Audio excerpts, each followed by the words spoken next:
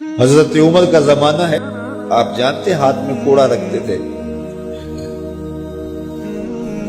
تو آپ جا رہے تھے، ایک شرابی تھا ہاتھ میں، اس نے بوتل شراب کی پکڑی تھی، گلی کا موڑ کاٹا اس نے تو آگے حضرت عمر نظر آئے۔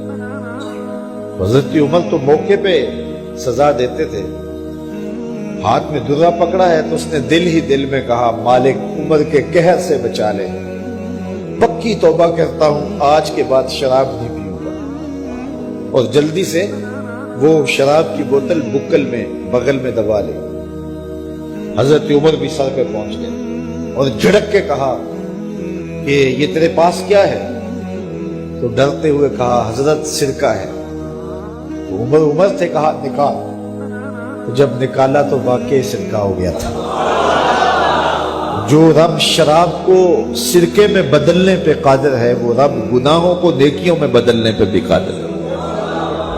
اس کے در پہ کوئی آئے تو صحیح، جھولی پھیلائے تو صحیح، ہم تو مائل بکرم ہیں، کوئی سائل ہی نہیں، راہ دکھلائیں کسے، راہ روے منزل ہی نہیں۔ کوئی اس کی دہلیز پہ تو آئے، اس کی چوکھٹ پہ تو آئے، بلکہ اس کی رحمتیں تو بہانے ڈھونڈتی ہیں۔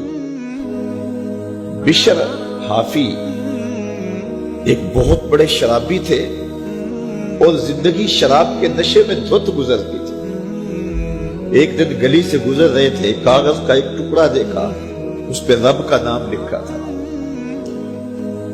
یار بندہ گناہ گار ہو بے ادب نہ ہو، گناہ گار ہو بے ادب نہ ہو۔ تو کاغذ کے ٹکڑے پہ رب کا نام لکھا تھا، اس کو اٹھایا، چوما، صاف کیا، خوشبو لگائی اور اونچی جگہ پہ رکھ دیا کہ یہ میرے رب کا نام ہے، اور شراب پینے پھر میخانے میں چلے گئے۔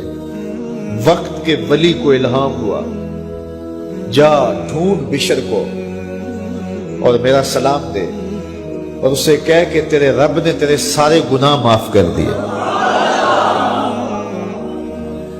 نکلا، پوچھا بشر کون ہے؟ لوگوں نے کہا وہ تو بہت بڑا شرابی ہے۔ اللہ اکبر۔ گھر پوچھا، کہا وہ شراب خانے میں۔ شراب خانے میں پیچھے چلے گئے۔ وقت کا ولی اللہ شراب خانے کے دروازے پہ دستک دے رہا ہے۔ اندر سے آواز آئی، کون؟ نام بتایا، کہا میں بشر کو ملنا چاہتا ہوں۔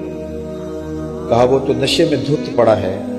ساقی میخانہ نے کہا کہ وہ تو نشے میں دھت پڑا ہے، کہا اسے ملنے آیا ہوں۔ اس نے جا کے کہا کہ باہر تیرا کوئی مہمان ہے۔ تو بشر نشے میں ہی ڈولتا ہوا ننگے پاؤں دروازے پہ آیا۔ اللہ کا ولی کھڑا تھا، کہا کہ تیرے رب نے تجھے سلام بھیجا ہے، تو نے اس کے نام کی قدر کی تھی اور اس نے تیرے سارے گناہ معاف کر دیے۔ بشر حافی ننگے پاؤں تھے، اس وقت نشے میں تھے۔ نشہ شراب کا تھا، لیکن رب کا سلام آیا تو یہ نشہ اس سے بھی اوپر تھا۔ جھوم اٹھے اور کہا کہ میں اب رب کا سلام آیا ہے تو اب میں ننگے پاؤں تھا، اب ساری زندگی میں جوتا نہیں پہنوں گا۔ عربی میں حافی ننگے پاؤں والے کو کہتے ہیں، تو بشر حافی کو بشر حافی اس لیے کہتے ہیں کہ وہ ساری زندگی پھر برہنہ پا رہے، انہوں نے کبھی بھی جوتا نہیں پہنا تھا، زندگی بدل گئی، لیکن پاؤں میں جوتے نہیں پہنتے تھے کہ میرے رب کا سندیسہ جب میرے نام آیا تھا، میری جب تقدیر بدلی تھی، میرے رب نے جب مجھے محبت نامہ بھیجا تھا، مجھے سلام بھیجا تھا، پیغام بھیجا تھا، تو میرے پاؤں میں جوتا نہیں تھا۔ تو بشر حافی جوتا نہیں پہنتے تھے، تو رب نے کرم یہ کیا کہ بشر حافی نے گھر سے مسجد میں جانے کے لیے جو راستہ اختیار کرنا ہوتا تھا، اس راستے پر جانور گوبر نہیں کیا کرتے تھے، جانور نیت نہیں کیا کرتے تھے۔ یہ بشر حافی کی گزرگاہ ہے۔